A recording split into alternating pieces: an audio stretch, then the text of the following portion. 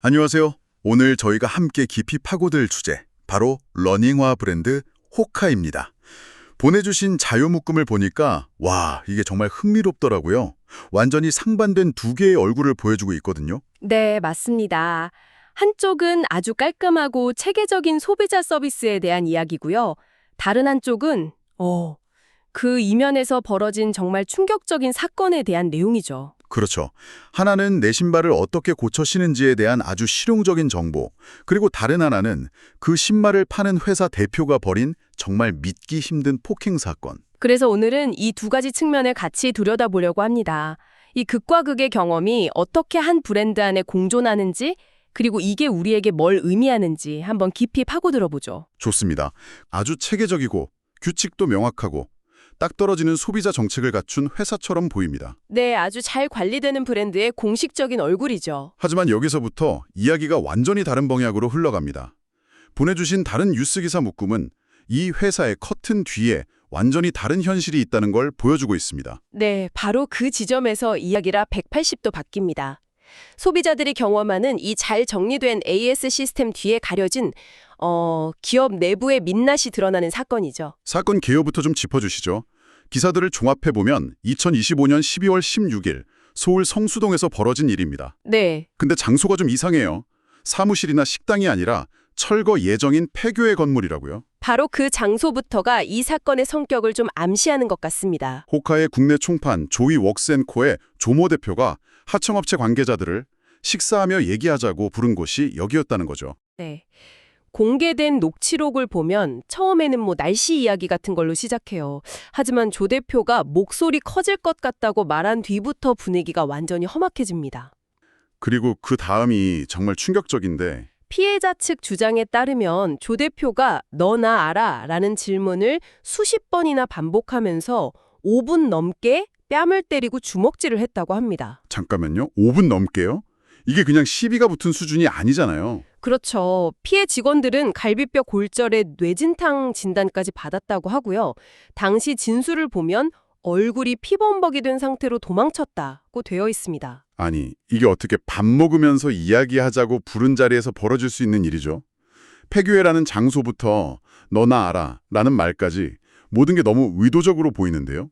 바로 그 지점이 이 사건을 단순 폭행이 아니라 우리가 흔히 말하는 갑질이나 위력 행사로 보게 만드는 부분입니다. 심지어 폭행 이후에도 조 대표가 피해자들 사무실로 찾아오거나 입 털지 말라는 식의 협박성 문자까지 보냈다고 하니까요.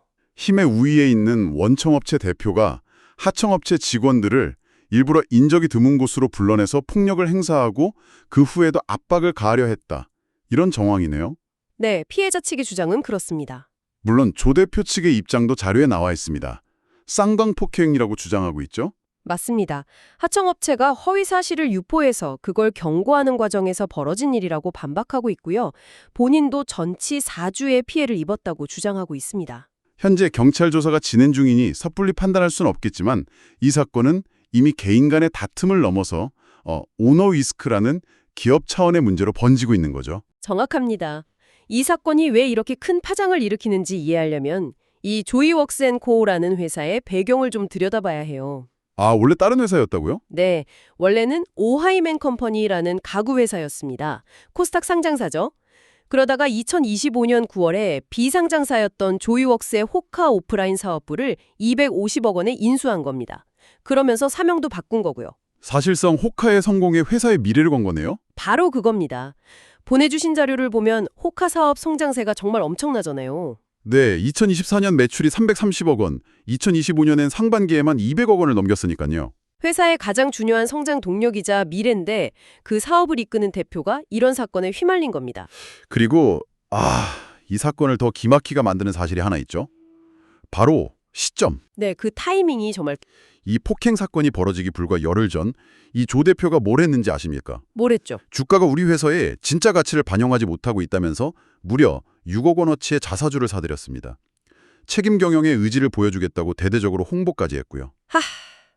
그런데 딱 열흘 뒤에 이런 일이 터진 겁니다. 바로 그게 이 사건의 핵심을 보여주는 대목입니다.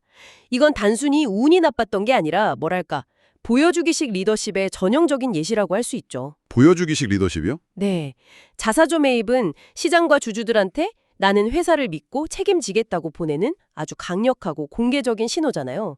그런데 불과 열흘 뒤에 벌어진 사적인 행동은 그 신호와는 정반대의 현실을 보여주는 거죠. 정말 그 두 개의 현실이 한 사람, 한 회사 안에 공존한다는 게 믿기지가 않네요. 여기서 우리는 기업의 가치란 과연 무엇인가? 그게 주가일까? 아니면 회사를 운영하는 사람의 윤리일까? 이런 근본적인 질문을 던지게 되는 겁니다. 당연히 소비자들의 반응도 엄청나게 뜨겁습니다. 온라인 커뮤니티 반응을 모아놓은 자료를 보니까 신발 편해서 계속 신었는데 이제는 부끄러워서 못 신겠다. 네, 그런 반응이 많죠. 당장 불매운동 시작해야 한다. 이런 격한 의견들이 대부분이더라고요. 그렇죠. 특히 한 컬럼의 표현이 정말 기억에 남는데요.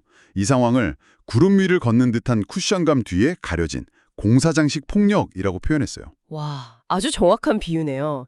현대의 소비는 더 이상 기능만 사는 게 아니잖아요. 그렇죠. 소비자들은 그 브랜드가 추구하는 가치, 철학, 그리고 그 브랜드를 운영하는 사람들의 윤리까지 함께 소비하니까요. 특히 조이 웍센코는 시가총액이 500억 원대인 소형주에 속합니다. 이런 기업일수록 최고 경영자의 평판이 주가나 기업 이미지에 미치는 영향이 훨씬 더 치명적일 수 있습니다. 결국 경찰 수사 결과에 따라 회사의 운명이 갈릴 수도 있는 정말 중대한 기로에 서 있는 셈이군요. 그렇습니다. 단순한 폭행 사건을 넘어서 한 브랜드의 존립 자체를 위협하는 오너 리스크의 교과서적인 사례가 될 가능성이 아주 높습니다. 네, 오늘 저희는 호카 신발의 AS라는 아주 실용적인 정보에서 출발해서 그 브랜드의 이면에 감춰진 충격적인 사건까지 깊이 들여다봤습니다. 한쪽에서는 소비자에게 이렇게 명확하고 체계적인 서비스를 제공하는 시스템이 돌아가고 있는데 다른 한쪽에서는 이렇게 믿기 힘든 폭력 사건이 벌어졌다는 사실이 참 씁쓸하게 다가오네요. 이 사건이 우리 사회에 던지는 마지막 질문이 바로 그 지점인 것 같습니다. 보내주신 자료 중에 관련 판례 분석 보고서가 있었잖아요. 네, 있었습니다. 거기 보면 현행법상 직장 내 괴롭힘은 같은 회사 내에 지위 또는 관계의 우위를 이용하는 경우를 주로 다루거든요. 그러니까 같은 고용계약 아래에 있는 사람들을 보호하는 데 초점이 맞춰져 있다 이 말씀이시죠? 네, 맞습니다. 그렇다면 이 사건처럼 명백한 원청과 하청이라는 관계의 우위를 이용했지만 회사 밖의 폐건물이라는 사적인 공간에서 벌어진 폭력은 어떻게 봐야 할까요? 이거 법의 사각지대에 있는 건 아닐까요? 바로 그게 우리가 이 자료들을 통해 함께 생각해 봐야 할 마지막 질문입니다. 이게 과연 두 개인 간의 사적인 폭행 사건으로만 치부될 문제일까요? 아니면 법의 테두리를 교묘하게 벗어난 새로운 형태의 구조적 폭력, 즉 갑질의 진화된 형태일까요? 더 나아가서 이런 문제도 생각해 볼 수 있겠네요. 한국 유통사 대표가 이런 사회적 물의를 일으켰을 때 글로벌 브랜드인 호카 본사는 과연 어디까지 책임이 있는 걸까? 바로 그겁니다. 당장 정답을 내릴 수는 없겠지만 우리가 소비자로서 또 이 사회의 일원으로서 한 번쯤은 진지하게 고민해 볼 가치가 있는 질문이라고 생각합니다.